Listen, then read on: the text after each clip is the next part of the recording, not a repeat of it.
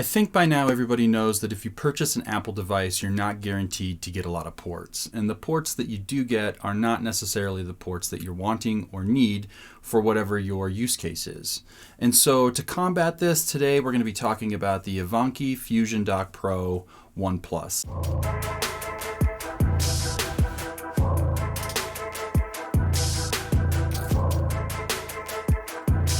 Now, they were kind enough to send this over to us for review, so I want to give a big shout out to them for that. However, they're not paying me to say anything, and so the views and opinions in this video are completely mine.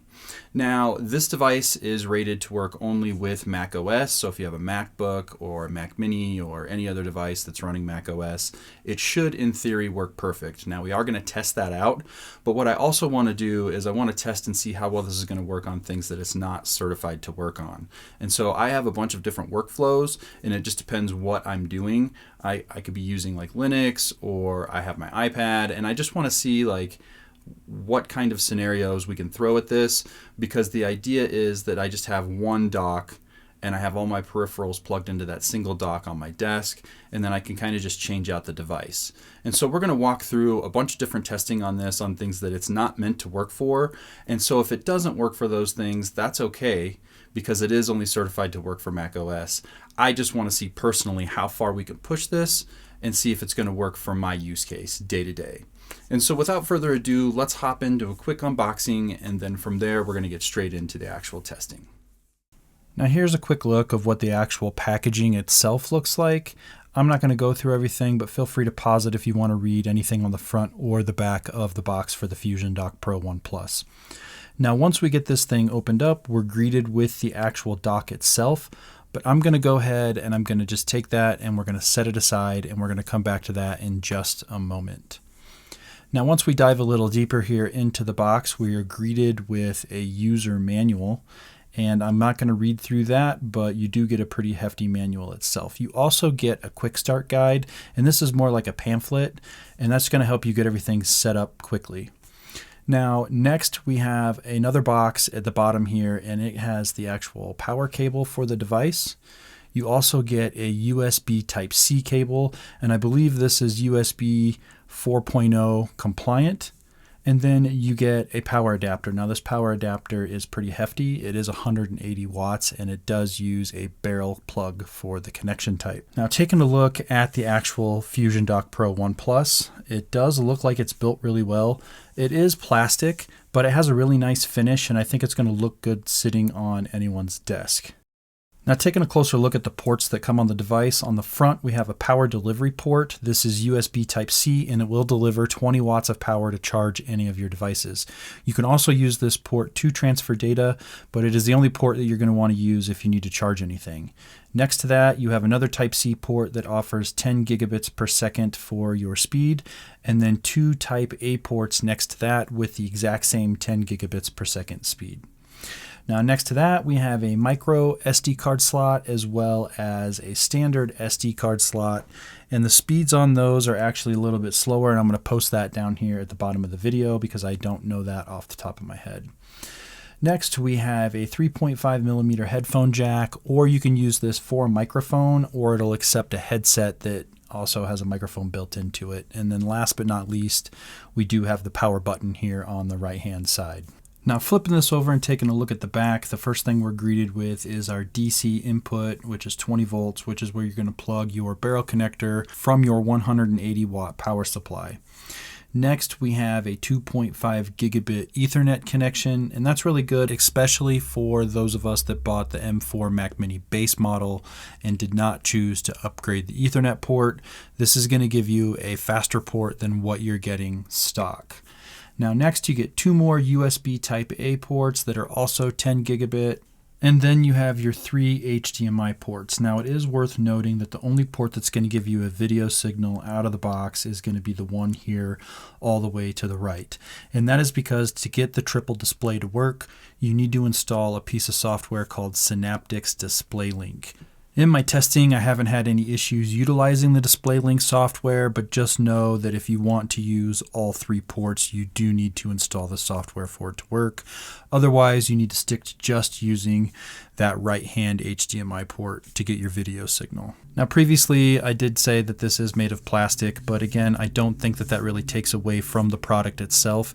It is a very nice looking product, but I do want to jump into the testing now, and I just want to confirm that this is as good as it looks.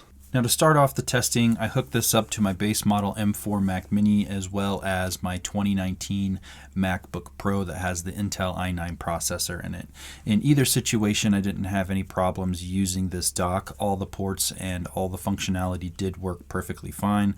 I do want to note though that doing speed tests with hard drives and various devices connected, you are limited to that 10 gigabit per second speed threshold. I did think that maybe because we're plugged into a Thunderbolt 4 port or 3 port, depending on the device I was using, that I would get higher bandwidth if I only had a single device connected, but that's not true. And something to consider if this is something that you're looking at potentially purchasing.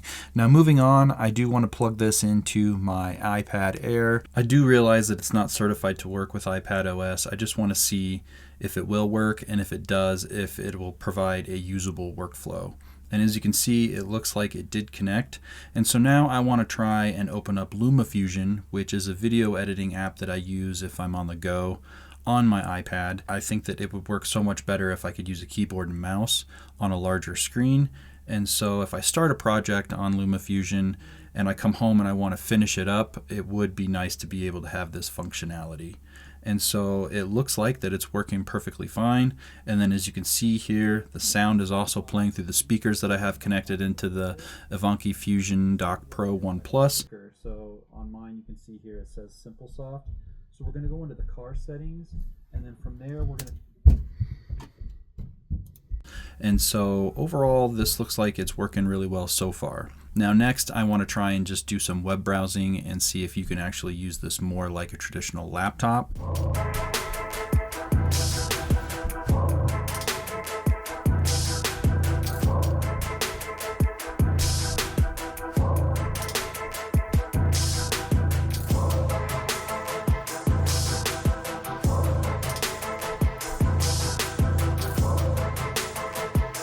Now I want to jump in and I just want to see if I'll be able to access all of my storage. So I do have an external hard drive plugged into the dock here, and I also want to plug in an SD card, and I just want to see if we're going to be able to access my files.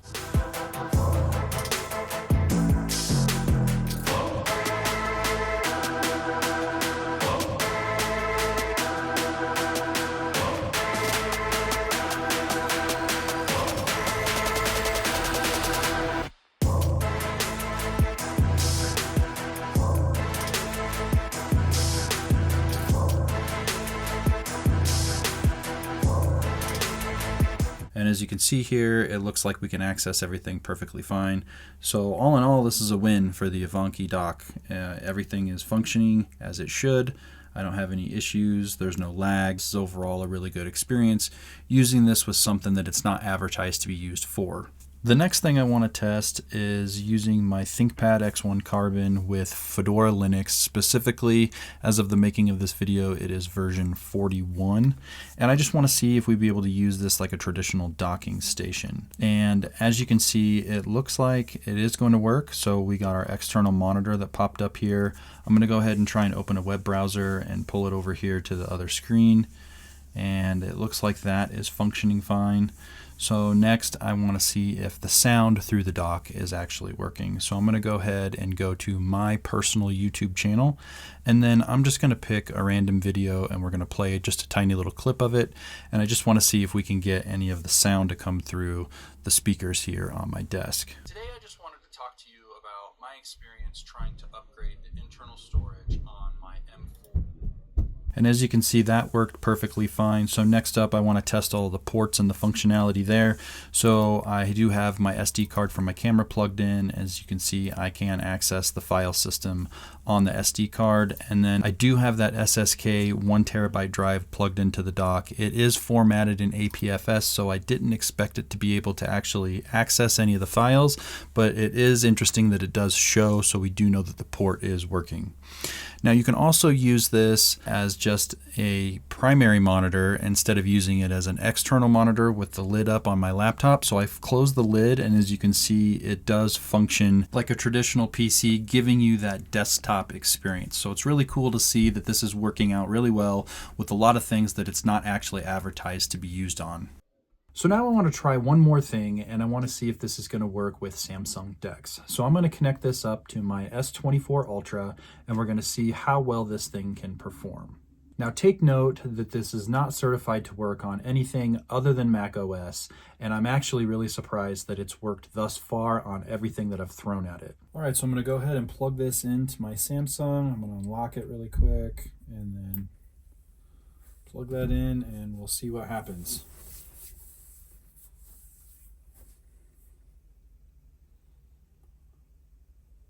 And it looks like it's working.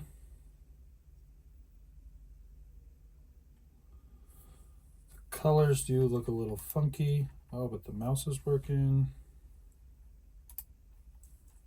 Let's see if the keyboard works. Yep. Let's test. Let's look at our file manager. So I didn't expect it to actually recognize this drive because it's formatted in APFS for a Mac.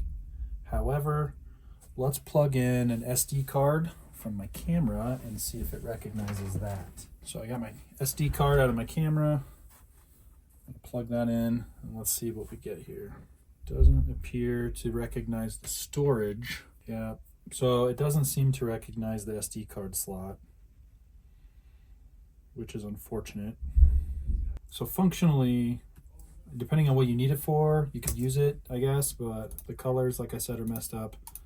I don't know why. And then for whatever reason, it's not recognizing the SD card that I have plugged in or the hard drive. Again, this is not in a format that I think it would recognize, but it should read the SD card no problem. And for whatever reason, it's not. Keyboard and mouse work though, so the USB ports are being recognized. Well, there you have it. So that's the first thing that it hasn't worked really well on. I have been using this product for the last couple of months and I haven't had any issues with it, despite using it on things that it's not necessarily certified for. Now, the only thing that I don't use it for real world that we did test in the video is Samsung DeX. Samsung DeX is just not something that's part of my personal workflow, but everything else that we tested, I do use it with this device almost daily, and I haven't had any issues with it at all. And so with that, that's about all I have for this video. I really hope that it helped you guys make a decision on whether or not it would work with your workflow. And if you'd like more information on it, I'm going to put a link down to the product in the description. If you have any other questions, feel free to hit me up down in the comments and I will get back to you as soon as I can. Now, if you're interested in purchasing one of these, iVanky was kind enough to send over a 10% off discount code. I'm going to throw that down in the description for you guys as well. I would appreciate it if you take the time to like the video as well as subscribe to my channel. It really helps me out and it helps push these videos out to a larger audience. But that's about all I have for this video, so I'll see you guys in the next one. Peace.